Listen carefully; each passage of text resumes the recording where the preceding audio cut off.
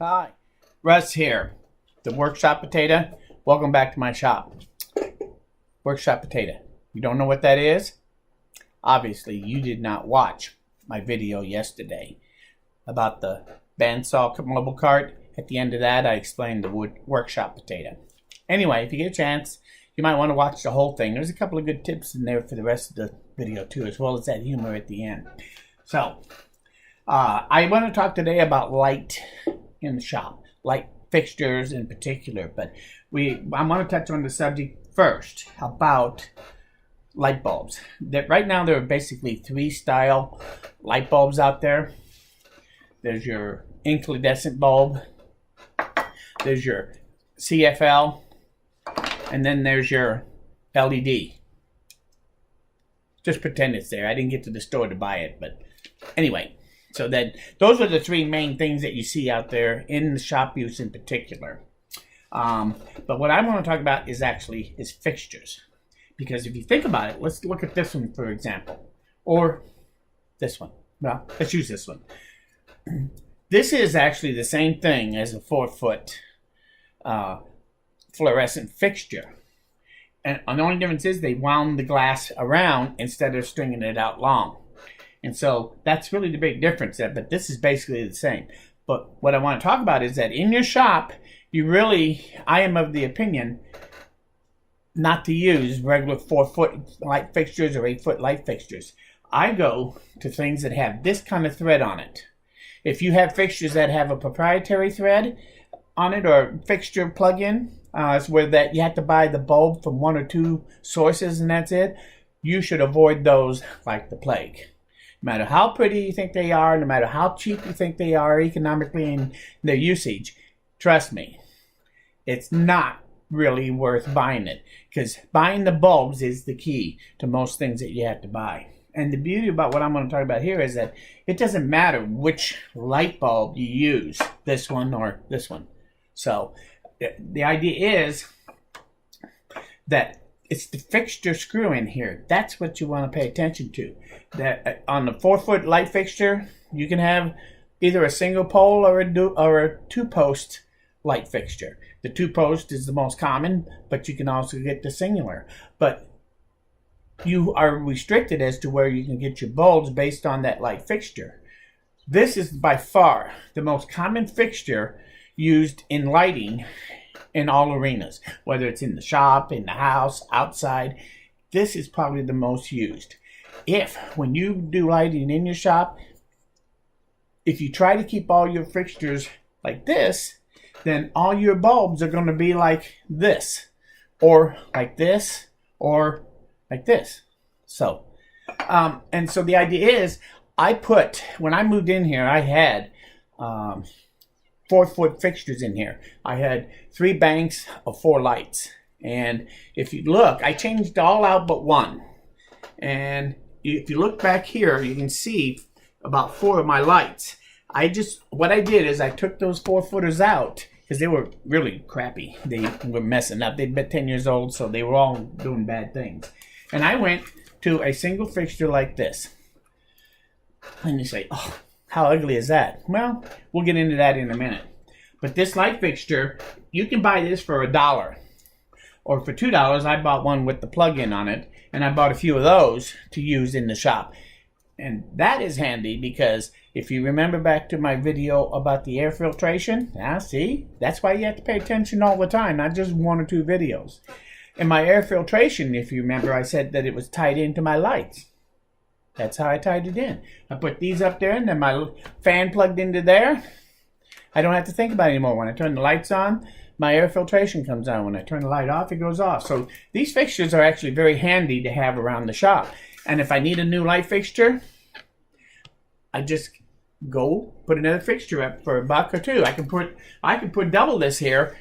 And if you think about it for a moment, each light fixture that you buy in the 4-footers, they're $30, $40, $50 a piece or more.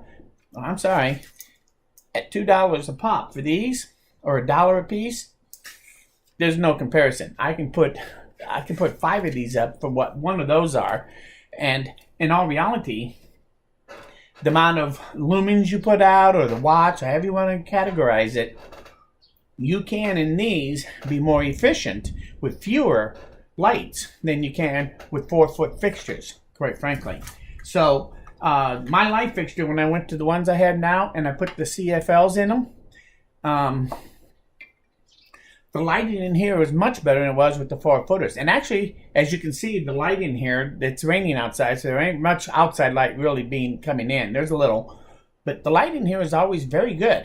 And if I want more lighting, like above my table saw here, up there, you can't see it, but I put a triple light fixture right over my table. And the reason I did that is so that right there I get lots of extra light. And so you can actually take other light fixtures. I had this was an old lamp. This was the part where you put the CDs in and that, and then you had your base. Here's the base. I took the base and the shafts that were above and below, and I tied it all up. Look at there. I put a couple little weights on here, 2.5 pounders. I now have a G clamp, gravity clamp. And this is actually handy. So I took this lamp, but I bought it not for the base. I bought it actually for this. I paid $1 for it, or $2 for the lamp. I got a good cord out of it. I got another clamp, and I got a double light fixture that I'm probably going to put up here and build a light fixture for it and use this so I have 2 more lights at one spot.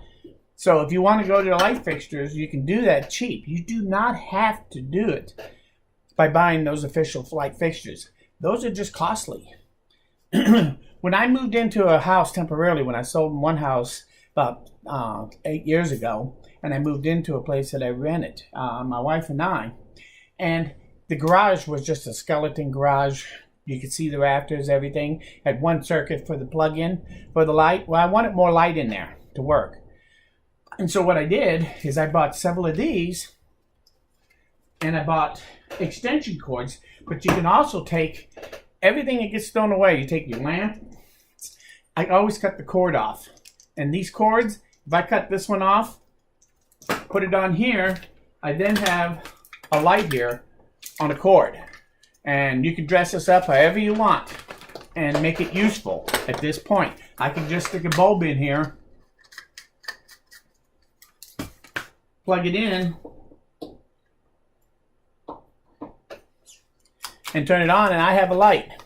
Upside down on the wall. I can put this anywhere. Just set it on my bench top if I want. And it gives me a quick little light. Well, I did this with the extension cords, and I hung them on the rafters. I just took a board and fastened it to the bottom side and fastened it there, and then I screwed that up there, and it gave me lights. Took all my plug-ins, brought them to one central location, and had an extension cord up there, and that's how I ran the lights in there for a couple of years. And that worked very well, and I had, $30 wrapped up in my lighting system in that shop. So these actually can be very versatile, very inexpensive, and they can be changed.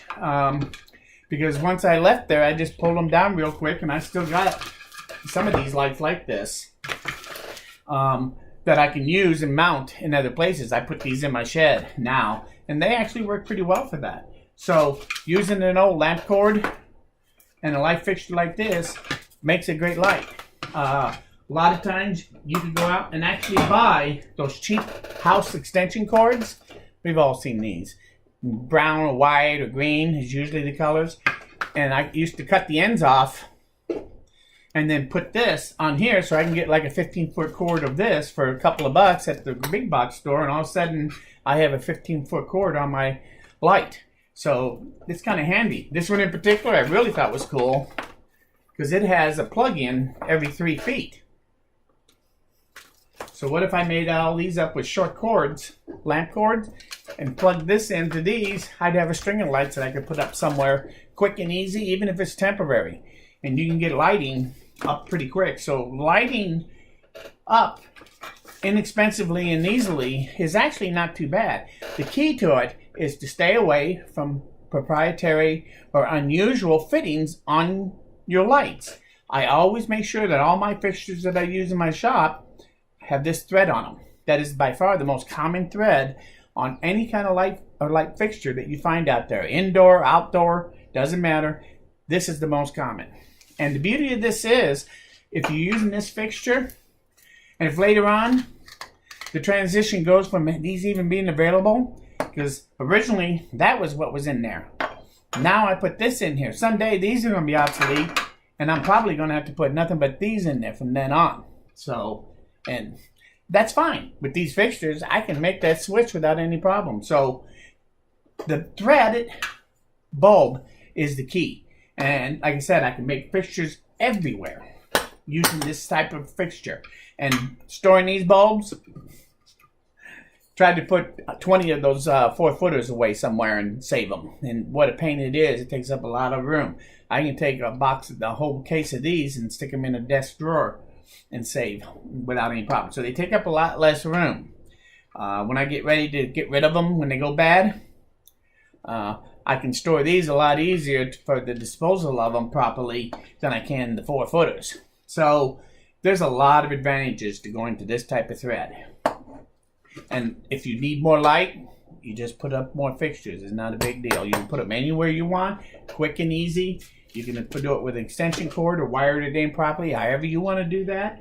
But the key is this. So I wanted to bring that to your attention and made you think about what I thought about light fixtures and how to do it cheap. You don't have to spend not $80 a piece for those 4-foot LED lights. It's just not worth it to me. You can get just as much out of these as you can out of those.